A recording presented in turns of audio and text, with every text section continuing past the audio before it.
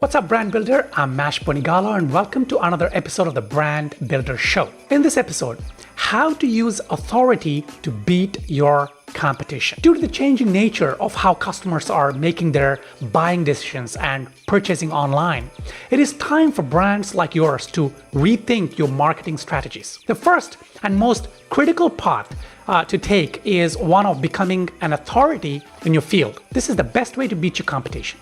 Becoming an authority can be challenging and a daunting task. In some fields, for example, like in the bespoke suits field, it can be extremely difficult to become an authority, while in others it may be quite easy.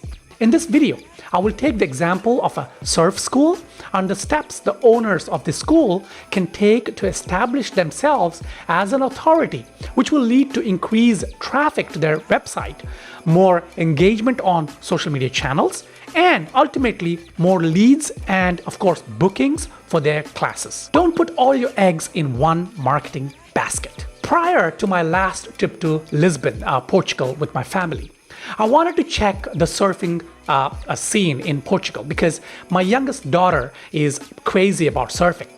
I thought some classes would really make for some exciting stuff. So I began the process of researching the options we had for getting some surfing lessons while in Portugal.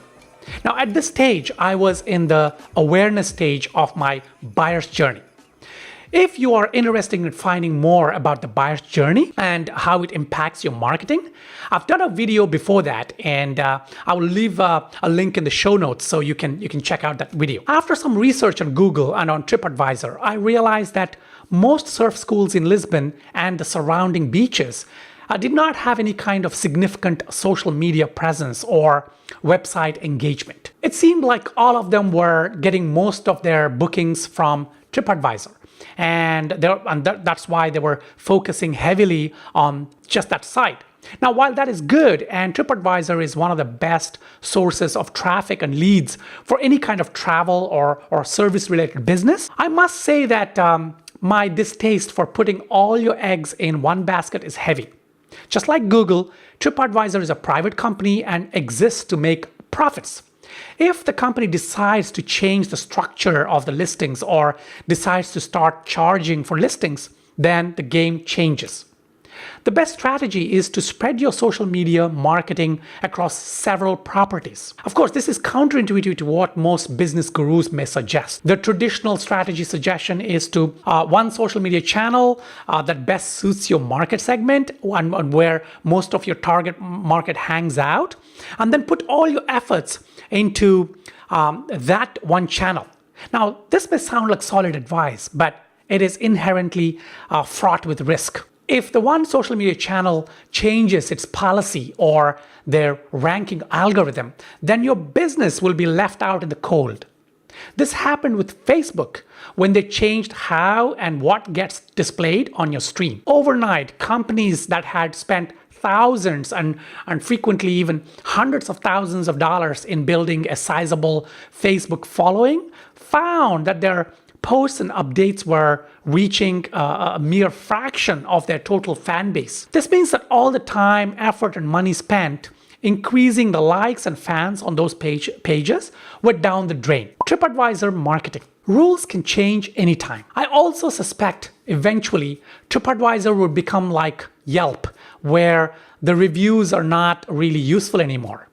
I've seen this happening on the last two trips where a restaurant is so hyped by reviewers and it has a lot of ratings, which leads to a sort of arrogance and complacency on the part of the restaurant, results in subpar service. Prices are also affected by the ratings on TripAdvisor. There's also the danger that people could be reviewing something positively just because someone else had said great things about it, and they do not want to appear to have had a bad experience, and hence they lost their money. This is human psychology. This is why you see postings on Facebook about having the best trip in their lives, while in reality they may not be having such a good time. For the money that they have spent, they want to make sure that the people, their friends, family, see them as having a great time.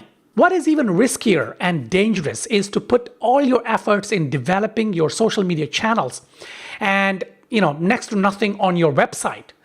using your website just as an entry point or information kiosk for your business. It makes great sense to spend as much time and effort developing your website as possible. Your social media channels should be satellites to your website and not the other way around. The ultimate goal should be to drive traffic back to your website where you can engage your visitors and build a kind of a relationship with them. It is on your website that you can nurture your leads and then finally convert them to customers.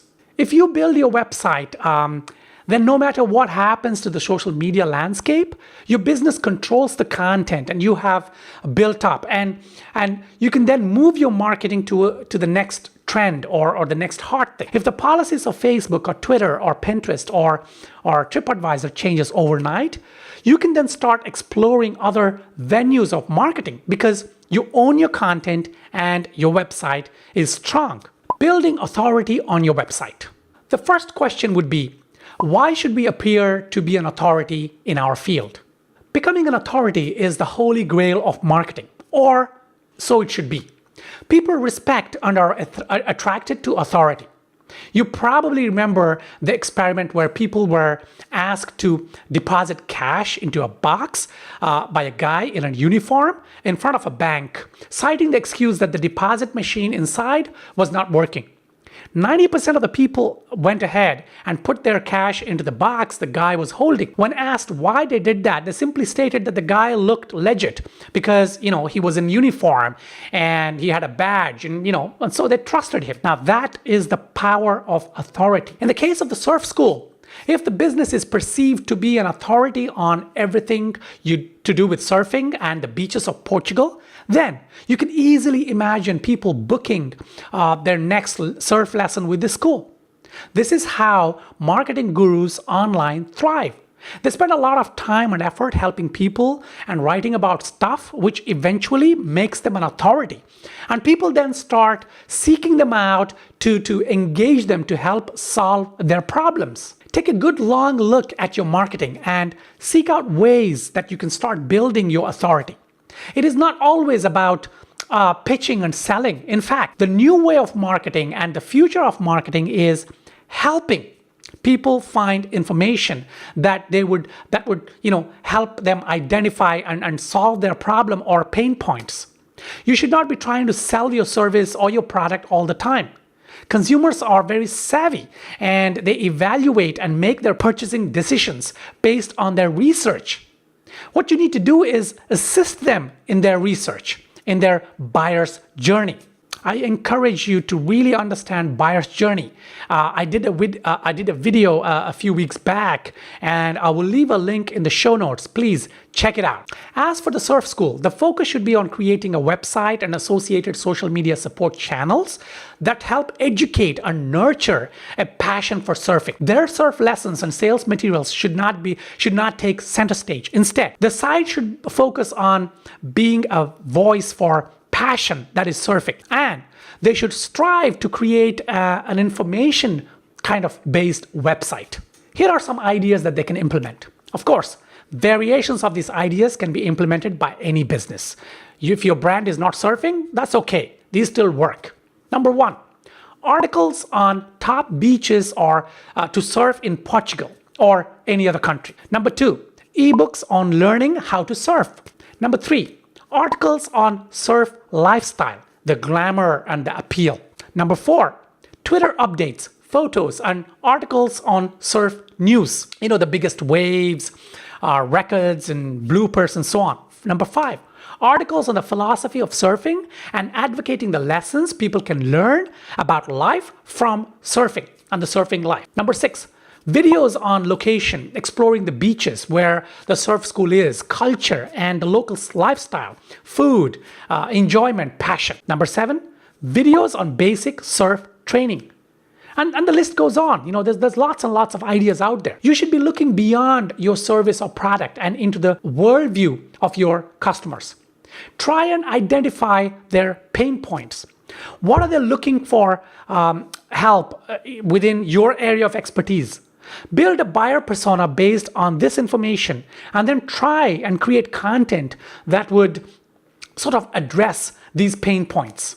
Beat the competition by becoming an authority. While the competition is working hard, pitching and selling and discounting and hard selling, spend your time and effort becoming an authority. Become the one source in your market where people can find valuable, authentic information. Become a trusted source. Become the go-to resource. As you build your authority genuinely, your trust factor goes up, and ultimately, your rapport with your target market will lead to much better sales relationships and, of course, business success and revenue. Content marketing is truly the most powerful way to differentiate yourself from the competition and create a connection with your target audience. Please do keep in mind that content marketing is more about quality rather than quantity. The content you create and put out there should be of top-notch quality. It should be highly relevant and useful to your site visitors. They should be able to take away value from your content. It is not about bait and switch or content that just leads to a sales pitch at the end of the funnel. It's about giving value to your audience. Remember the golden rule of 80-20 in your content marketing. 80% of the content you produce should not be related to your service or product directly with a kind of a sales point of view. 80% should be useful content related to your specialty without mention of your service or product. The other 20% can be sales content on your website. I hope you found this episode useful. If you have any questions about this episode, please hit me up on Twitter. My handle is @Bonigala. Or leave comments below this video and I will surely respond. If you haven't already done so, please subscribe to this channel and hit the bell button so that the next episode comes out, you'll be alerted. Till my next video, take care.